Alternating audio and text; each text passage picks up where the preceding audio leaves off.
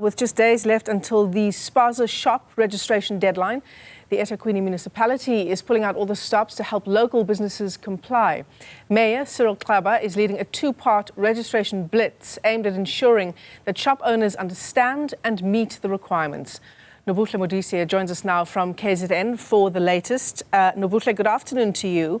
What are some of the big stumbling blocks that you're hearing about spaza shops understanding and meeting the requirements to re-register? A very good afternoon, Michelle. So the workshop has just concluded, seemingly. We understood that it was supposed to run up until 4 p.m., but it seems as if the business of the day has concluded. And I see that a lot of people that are walking out here are not happy. Even when we spoke to them prior to this blitz and workshop beginning, many of them were quite irate, Michelle, especially when it comes to, this entire process and the type of documentation that is needed in order for them to be granted, permits or business licenses, many of them calling the process very cumbersome. But the one thing that many have been saying here is the fact that this 21-day period that has been given by the national government to make sure that everybody's shops or spaza shops are formalized is also quite problematic in the sense that it's not enough time for them, to gather their ducks together, especially because many of them are saying that, this is a long process. I spoke to a gentleman earlier who was explaining to me that he has no issue particularly with registering his business or formalizing it, but the issue here is that he has been doing this for the past 9 years with the same municipality and he hasn't been getting any joy. And now he says he believes that the government is being reactionary in the sense that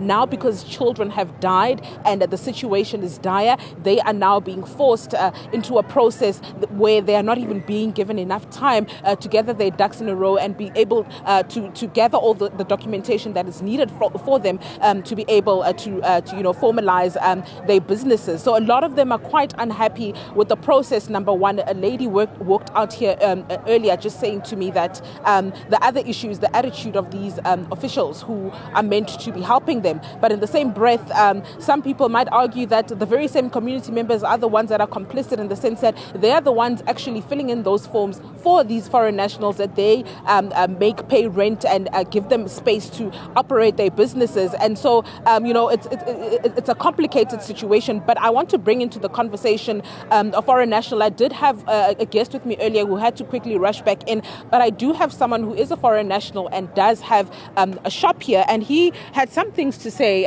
earlier on inside the hall when they were being addressed, and I want to find out from him. Abera, thank you very much for joining us. You're live on Newzroom Afrika. Just speak to us maybe about some of the challenges you faced as a foreign national in South Africa and having a business here. Many people are accusing, people who come from outside of the country of having businesses that aren't up to scratch. What's your response to this? Thank you to give this opportunity. My name is Abara from Ethiopia. I want to ask about about the license to register the shop. We are trying since from last week. We hear that to register all the shop and then to run the business. So we have been trying to register our shop, our brothers as well. We have been making up and down since from last week, and then we never get much chance to finish to register all the shops. So we have to ask about to give the more month or for more days to register it and then to process all the shops, our brothers. So, but myself, I've been trying to finish almost about to finish. Other my brothers, they never done. As well, also African, also all the black people, like us, also they are making up and down to register all the shops. They never done. So we need the more days, more months to register it, and then we're gonna done to finish to register all the shops, and then we will be done everything, and then everything gonna come to be all right. But it sounds like you're not finding any joy in the process, but maybe let's also talk about some of the things that were mentioned inside the hall by some people, saying that people who come from outside of the country are, number one, selling goods that are not up to par. They're selling expired goods. The condition of your shops are not good. It's a health and safety hazard. What's your response to this, where many people are complaining about, the quality of the goods that you sell, as well as just, the cleanliness of the spaces that you guys operate in? Yes, I hear yesterday my brother was calling about the meetings here. And then I come early morning. I attended the meetings. I hear some of the people, they are talking something like what we don't know, like about fake things, about something expired things.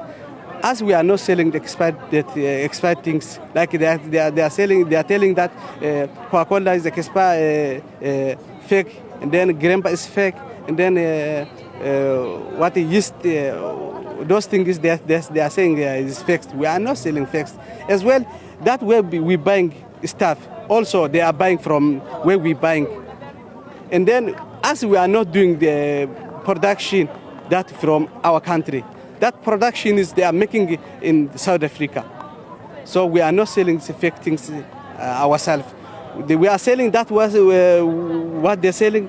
We are buying that what they are buying from same wholesales, same place. What we are buying and what they are buying. And then, so I'm trying to understand you. You're saying that everybody, including South Africans, we are all buying from the same suppliers. So if that is the case, why is it then we've seen incidents where mostly it's from foreign owned shops where children are dying? Like children, they're dying about that children. We don't know how we die. We don't know what he eat and they eat and die. They now say, if they go and check the doctors or hospital specialists, if they go and check, they will find out what they eat and why, because of what they die. So also that what they are talking, all the people, they don't know with which case they die the children. Just they're saying children they die because of foreigner stock shop, they buy expired stuff, they buy expired chips, and then they say some of them, they're saying they're putting the poison inside the chips. We are not doing that. How are we going to kill the children with the poison? All of us, we are Africans, we are brothers, we are sisters, we are helping each other.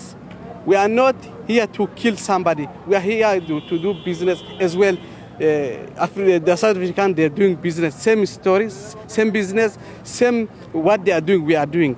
Nothing is nothing is different. What they are doing, everything is the same. What we are doing. Thank you very much, Abera. That is Abera. He owns a shop here in Umlazi, and he's one of the people that have come here to find out how they can go about ensuring that their businesses are formalized. You've heard him there also saying that the same process that many of the South Africans who are here are saying is cumbersome, he's also experiencing the same thing. And obviously for him, it's even worse because the documentation is more where they would even have to prove that they have work permits to operate within the country. And you would have heard him there also speak about the fact that he's not sure as to why there are so many issues, because many of these people, including themselves, they are all buying from the same suppliers. And you heard him there saying that he's here to make an honest living, and he's not sure where some of these issues, really come from. But there's a lot of frustration here on the ground, Michelle, especially with the people that have come here. People did come in their numbers, and these blitzes have been going on for a while now. And this is not the first one that the Mayor Cyril Xaba has embarked on. This is just one of many, the next one being on Thursday in Hammersdale. And you'd hear the same thing from residents where they're saying, yes, we do want, our businesses to be formalized, because that would also give us access to things like funding. But we're not finding any joy when it comes to the very same city, because things take forever to process. And on top of that, the 21 days that they've been given is not enough. And you would have heard Abera also say the same thing, that more time is needed in order for them to reach that deadline of the 13th of December, Michelle. So the 13th of December, which is this Friday. They have until this Friday to register. Any sign at this stage, Nobuhle, just given the kinds of problems that you've outlined to us, that there might be an extension? At this point, it looks like that may be possible. Obviously, we need to hear that from the government. But just judging from what people are saying here on the ground and just their frustrations with regards to this entire process, it seems as if what is being done is not enough. I mean, the city is taking on this to ensure that people are complying and to help them along, because the purpose of these workshops is for them to educate them on the process and to also help them in order to find all that documentation that is needed. But at the same time, people are still saying yes, with all that help, we still feel like this is not enough time for us to be able to get our businesses up and running in the right manner. There was a gentleman here earlier who had also spoken in the front, who was mentioning the fact that obviously this is a process, and once you apply, you have to get a response whether you've been declined or whether you will be granted that license. And he's saying the one thing that they're not doing here is telling them how they will assist them if you are declined, for example, and you don't receive that license. How are you assisted to make sure that you comply in terms of health and safety and all the other stuff that's needed? How is the municipality willing to help you to get to the point where you eventually receive the license? So it's a number of issues here, and it seems as though because of many of these issues, the government may be forced into extending this deadline, so to ensure that people really do comply, because they do want to. I mean, the city has said that they've received around over 1,500 applications, and there's still more. So more needs to be done. People on the ground are saying, yes, we want our businesses to be formalized, but we're not finding any joy. And some of us who've done it before, it's taken forever. Like I mentioned, the gentleman I spoke to earlier saying he's been doing this for the past 9 years and he has never received a permit or a license till now, and he is still waiting. Yeah, absolutely. Nobuhle Modise, I suppose that's one of the things people will be looking to and perhaps petitioning for is an extension of that deadline. The registration process, the deadline is this Friday, the 13th. Nobuhle Modise is live to us there in Umlazi. Still ahead for you, it's just